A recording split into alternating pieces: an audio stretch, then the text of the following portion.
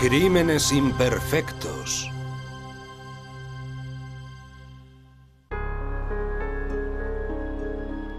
Pasadena del Sur, California. Una ciudad de solo 8 kilómetros cuadrados situada al norte de Hollywood. La noche del 10 de octubre de 1984, la mayoría de los residentes se preparaban para ver el partido entre los San Diego Padres y los Detroit Tigres de las series mundiales. Jim Obdan, que entonces solo tenía 19 años, trabajaba como empleado en Ollie's, una tienda de artículos para el hogar. Pensé, ¿por qué estará todo tan tranquilo? Y dije, ah, sí, claro, es que hoy hay partido de béisbol y me alegré mucho de que hubiera tan pocos clientes. Hacia las 7 de la tarde, Obdan escuchó un aviso por el Servicio Público de Emergencias y fue a ver qué pasaba. Fui hacia la entrada de la tienda y vi una gran nube de humo. Era una gran nube de humo blanco. Obdan fue a la sección de ferretería y empezó a guiar a los clientes hasta la puerta de la tienda. Miré por uno de los pasillos y fui hasta el final del pasillo y entonces me encontré con una cortina de llamas. Vi que estaba atrapado y no sabía cómo salir de allí. Entonces se apagaron las luces y Obdan ya no podía ver nada. Las personas que había en la tienda intentaban desesperadamente encontrar una salida de emergencia. La primera unidad en llegar al comercio vio una columna de humo saliendo por el techo. El jefe de bomberos no estaba muy seguro de lo que estaba pasando. No supo valorar exactamente la gravedad de la situación. En un breve espacio de tiempo, el fuego se convirtió en un verdadero infierno. Jim Obdan consiguió salvar la vida justo a tiempo. Tenía las orejas quemadas y el brazo izquierdo quemado. En cuanto salí de la tienda, recuerdo que me toqué el brazo y la piel se me caía a jirones. Otras 4 personas no tuvieron tanta suerte. Se quedó atrapado ahí dentro y ha muerto. Es lo único que sabemos. ¿Era su hijo, su nieto? Era mi nieto. Iba a cumplir 3 años en enero. Matthew Troidel era la víctima más joven. Su abuela, Ada Dale, y 2 empleados de la tienda, Jimmy Cetina y Carolyn Graus, también perecieron. Cuando se extinguió el incendio, los investigadores empezaron a buscar pistas entre los restos calcinados. Solo hicimos una investigación rutinaria del incendio para localizar el foco de origen. No se puede averiguar qué provocó el incendio si no se localiza primero dónde empezó el fuego. Pero los investigadores no conseguían localizar el origen. Cuando vamos a investigar incendios como este, lo normal es encontrar un montón de escombros y todo bajo 1 metro de agua a veces. Y es tremendamente difícil encontrar el punto de origen. La versión oficial fue que la causa del incendio había sido un accidente. Pero John Orr, un investigador de incendios del Departamento de Bomberos de la localidad cercana de Glendale, no estaba de acuerdo. Él había estado en el incendio y había sacado estas fotografías. Un día después del incendio, John Orr se puso en contacto con Karen Berry, que era la cuñada de una de las víctimas del incendio, y le dijo que en su opinión era un incendio provocado. Según Orr, el fuego se había iniciado en unos cojines y colchones para jardín fabricados con espuma de poliuretano, un subproducto del petróleo altamente inflamable. La polémica no duraría mucho. No tardaron en producirse otros incendios y ya no quedaba duda de que había algún pirómano suelto.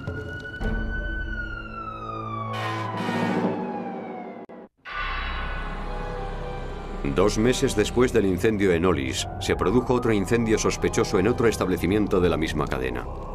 Pero esta vez, no había ninguna duda. El incendio había sido provocado. El fuego había empezado en la sección de almohadas y colchones que teníamos en la tienda.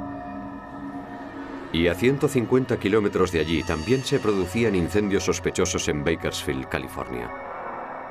Uno de los incendios se había producido en un establecimiento de Kraft Mart. El investigador de incendios Marvin Casey llegó al lugar poco después de que el fuego se extinguiera. En Kraft Mart venden artículos de bricolaje, venden goma espuma, por ejemplo, y plantas secas para hacer arreglos florales. En este incendio, los investigadores encontraron la primera prueba física en un cubo que contenía flores secas. Miré dentro del cubo y vi un trozo de papel rayado de color amarillo que se había usado para fabricar un dispositivo incendiario. Era fácilmente reconocible, porque tenía 3 cerillas envueltas alrededor de un cigarrillo y todo estaba envuelto con una goma.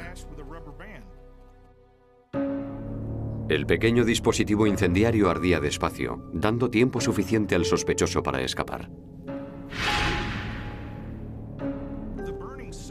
El cigarrillo se va consumiendo hasta que enciende el fósforo de las cerillas y entonces se produce una llama de forma instantánea.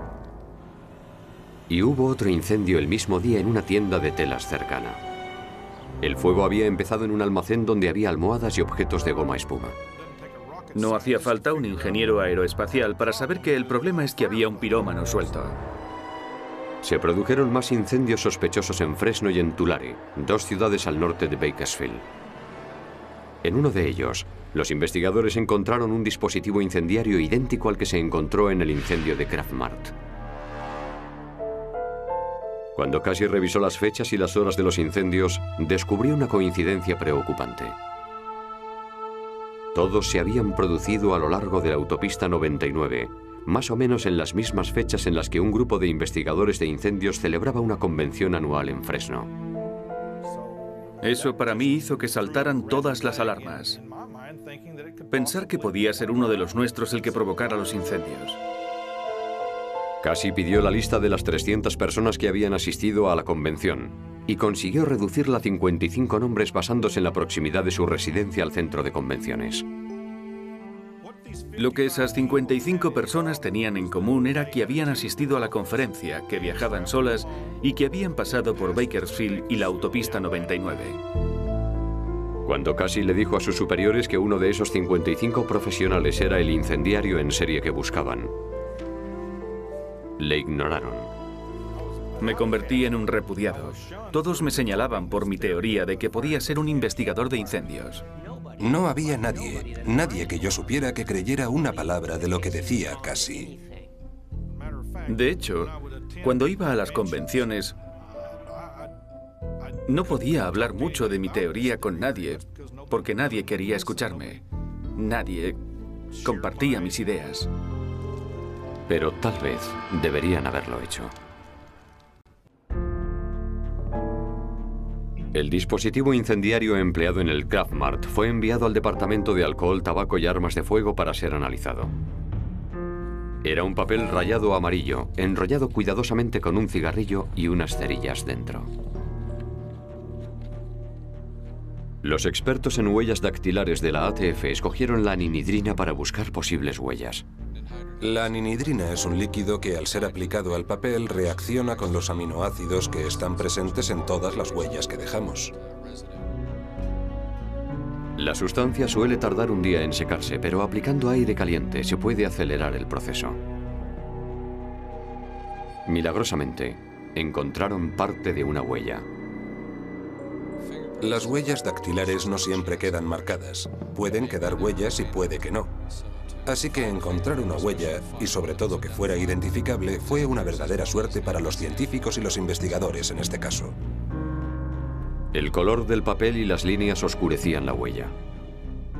Para conseguir una imagen más detallada, los criminalistas fotografiaron la huella con un filtro especial. Los filtros resaltan la huella, pero también resaltan los surcos y las características de la huella.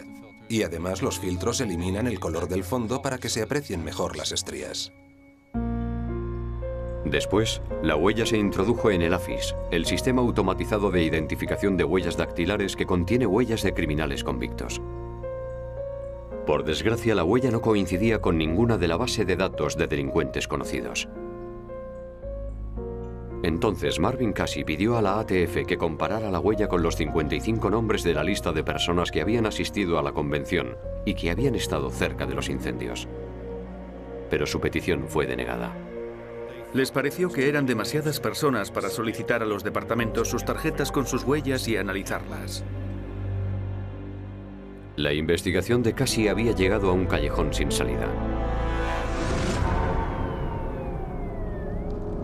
Entonces, 2 años después, se produjo otra oleada de incendios en comercios, esta vez en ciudades junto a la autopista 101. Cuando Casey comprobó las fechas de los incendios, descubrió que también coincidían con una convención cercana de investigadores de incendios. Y en la lista de los asistentes, había 10 individuos que también habían asistido a la convención anterior. Estaba entusiasmado, sabía que teníamos algo con lo que trabajar. Persuadió a la ATF para que llevaran a esas 10 personas al laboratorio y, con subterfugios, obtener sus huellas y compararlas con la huella que habían encontrado. Pero no consiguieron ningún resultado positivo. No consiguieron identificar la huella, y casi no podía creerlo. Me sentía muy decepcionado porque yo estaba convencido de que conseguiríamos algo con los 10 nombres que había en la lista. Pasaron otros 2 años, y entonces el incendiario volvió a actuar en Los Ángeles, provocando incendios en decenas de tiendas por toda la zona y causando daños materiales por valor de millones de dólares. El agente especial de la ATF, Mike Matassa, dirigía la investigación. Su sistema era empezar los fuegos en comercios a las horas del mediodía y preferiblemente cuando los locales estaban abiertos. Matassa había oído hablar de la polémica teoría de Casey que decía que los incendios habían sido provocados por un investigador de incendios. Y también sabía que habían encontrado una huella dactilar en el dispositivo incendiario. Así que Matassa pidió al departamento del sheriff del condado de Los Ángeles que analizaran la huella. La compararon con su base de datos de huellas dactilares en la que constan todas las personas que hubieran solicitado un trabajo. Y una de las huellas coincidía. Me quedé de piedra. No podía creerlo. La huella coincidía con la huella del dedo anular izquierdo de John Leonard Orr, un investigador de incendios del Departamento de Bomberos de Glendale, California. John Orr había querido ser agente del Departamento de Policía de Los Ángeles desde hacía mucho tiempo. Se presentó en 1981 y superó todas las pruebas menos una, que fue la prueba psicológica. Entonces Orr solicitó un puesto en el Departamento de Bomberos de Los Ángeles, pero no consiguió superar las pruebas físicas exigidas. Ya no se encontraba en muy buena forma física, y aquello fue un durísimo golpe para él. Continuó haciendo otros trabajos hasta que por fin consiguió un puesto en el Departamento de Bomberos de Glendale. Era el departamento de bomberos más modesto de la zona de Los Ángeles y rápidamente fue ascendiendo puestos hasta llegar a investigador de incendios y al grado de capitán. Orr era una de las 10 personas de la lista de Casey que habían asistido a las 2 convenciones. En la primera comparación, sencillamente, lo habían pasado por alto. La huella solo relacionaba a Orr con uno de los incendios. En lugar de arrestarle y acusarle de un solo incendio con daños menores, lo que probablemente conllevaría una sentencia mínima, decidimos seguir investigando para intentar relacionarle con todos los incendios de la misma factura. Y para eso había que recurrir a los sistemas de vigilancia más avanzados.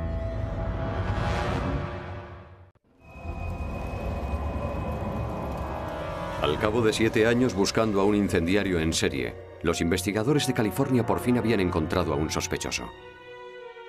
Pero había pocas pruebas contra John Orr, solo parte de una huella dactilar, y eso era lo único que le vinculaba a uno de los incendios. Así que los investigadores decidieron seguir los movimientos de Orr instalando un dispositivo en su coche llamado Teletrack. El dispositivo de seguimiento en sí es del tamaño de una cinta de vídeo y se puede instalar en cualquier parte del coche. El sistema Teletrack utiliza una red de torres de comunicaciones que transmiten señales al dispositivo inalámbrico instalado en el vehículo. En algunos aspectos es mejor que los sistemas de posicionamiento por satélite. La desventaja del GPS es que si estás en un garaje o la antena no está a cielo abierto, es muy difícil conseguir una posición exacta. Con esta tecnología no hace falta estar al aire libre. El 22 de noviembre de 1991, a las 3:30 de la tarde, el Teletrack situó a Orr cerca de los estudios de la Warner Brothers en Burbank, donde se produjo un incendio en el plató en el que se grababa un programa de televisión. Curiosamente, Orr volvió enseguida a su casa y después recibió el aviso del parque de bomberos. Pero en la centralita se equivocaron al dar la dirección del incendio. Le seguimos con el Teletrack y vimos cómo salía de su casa, iba a la dirección que dieron desde la centralita y después conseguía llegar al verdadero lugar del incendio. Con esa información no podíamos relacionarle directamente con el incendio, pero sabíamos que no podíamos dejar que siguiera suelto en la calle. Con una orden judicial, los investigadores registraron la casa de Orr. En su maletín encontramos cigarrillos, cerillas, gomas elásticas, los mismos materiales que se usaron para hacer los dispositivos, y había papel amarillo rayado en su coche. Orr negó que hubiera nada delictivo en esos materiales. Y también negó que fuera su huella la que había en uno de los dispositivos incendiarios que apareció en uno de los incendios. Yo nunca he provocado ningún incendio que no fuera en los ejercicios de entrenamiento. Y los investigadores encontraron pruebas de que Orr había planeado alguno de los incendios mucho antes de provocarlos. En un vídeo doméstico que había entre sus cosas, aparecía un primer plano de una hermosa casa de las colinas de California. También había imágenes de la misma casa 18 meses después, pero en llamas. Tenía imágenes del antes y el después del incendio, y también imágenes de la casa ardiendo, antes de que hubieran podido llegar los bomberos. Nos dijeron que grababa los incendios para poder revivir los hechos. De la misma forma en que los asesinos en serie fotografían a sus víctimas para poder revivir esa experiencia. También confiscaron en casa de Orr el borrador de un libro que había escrito. Hablaba sobre un bombero ficticio que se convierte en incendiario, Aaron Stiles. Las similitudes entre el libro y los hechos reales eran demasiadas para que fuera una coincidencia. El personaje de Stiles usaba dispositivos de retardo para provocar incendios en distintos comercios, aprovechando los desplazamientos de las convenciones de investigadores de incendios. Hablaba de cómo provocaba varios incendios al mismo tiempo para distraer y tener ocupados a los bomberos, mientras él veía otro incendio que cada vez se iba haciendo mayor. Y el libro describía un incendio en la ferretería Carl's, parecido al incendio de Pasadena del Sur, en el que murieron 4 personas. En la novela, una de las víctimas fallecidas era un chico joven llamado Matthew, el mismo nombre del niño de 2 años que había muerto en el incendio real. Las muertes se borraban de su mente. No era culpa suya, solo eran personas estúpidas haciendo cosas estúpidas. Joseph Wambaugh escribió un libro sobre el caso titulado El amante del fuego. Yo creo que John Orr describe mejor que nadie el perfil psicológico de un incendiario en serie sistemático. La sensación de poder, la emoción y la excitación que motiva a esas personas. En su novela, Puntos de Origen, el investigador de incendios lo explica así. El fuego se convierte en su concubina, en su amante. De esas palabras de John Orr fue de donde saqué el título, El amante del fuego. Lo estuve pensando, mi concubina, mi amante, el fuego. John Orr fue acusado de varios incendios provocados y también del asesinato de las 4 víctimas del incendio de Ollis.